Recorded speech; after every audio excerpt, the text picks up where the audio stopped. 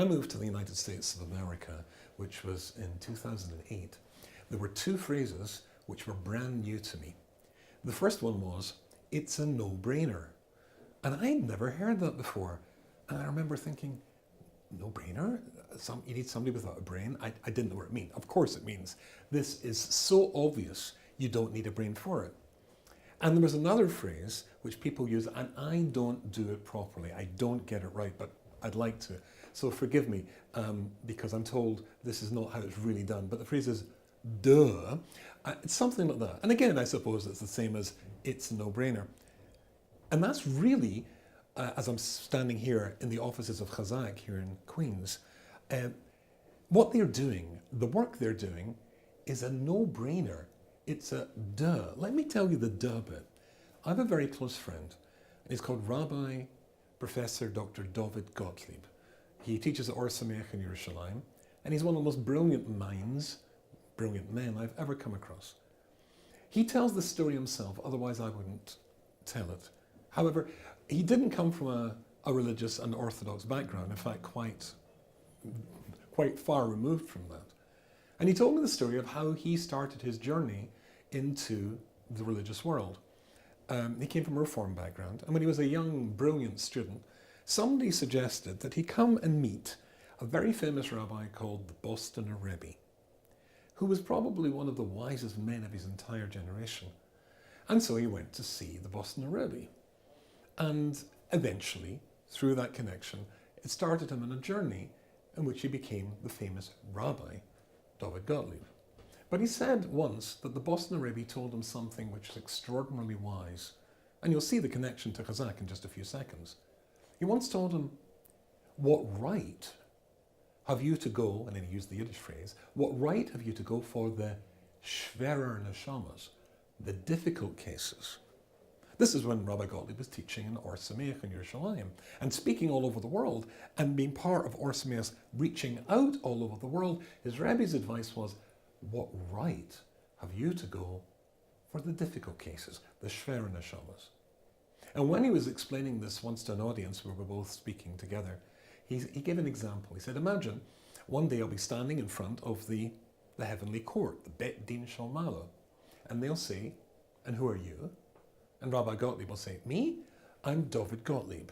I used to be called Dale Gottlieb, and I come from a Reform background. And when I was 19, 20, I met the Boston Rebbe, and today I'm a rabbi.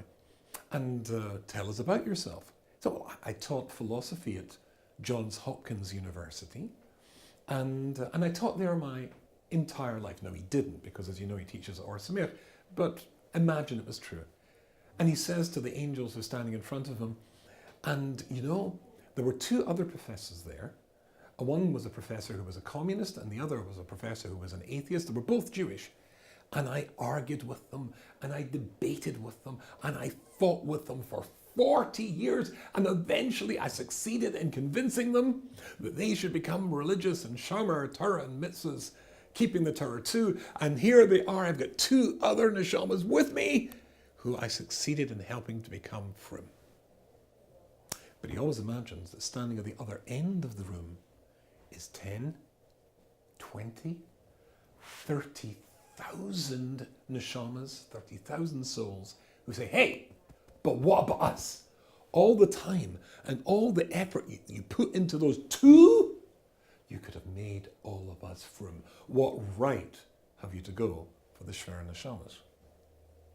Now this is a bit controversial, but I'll tell you anyway. I was at a certain university a few months ago. I was speaking to a couple of the rabbis who are working on campus. And they said they're focusing all their efforts now on Sephardi Jews, Persians and Bukharians. And they told me why.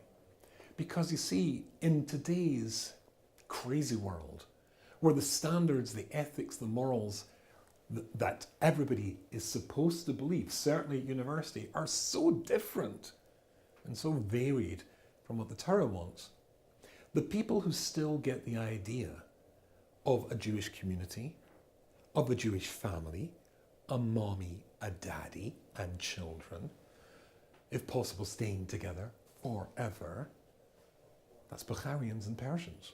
They've not yet been absorbed into the great big cholent pot of what America is.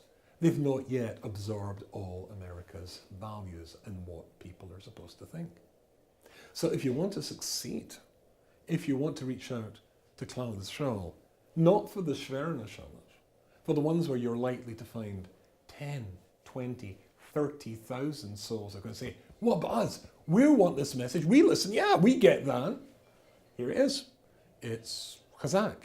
It's what they're doing, reaching out here in New York, here in Queens, to people who are willing and able and eager to hear the message, which simply explains why there are such large numbers of Jews in New York, in the Bukharian community, who found their way home very quickly because of what this organization does. So there's two expressions I learned when I came to America. One was, no-brainer. It's a no-brainer to support this organization. And the other one is, duh. Why would you do anything else?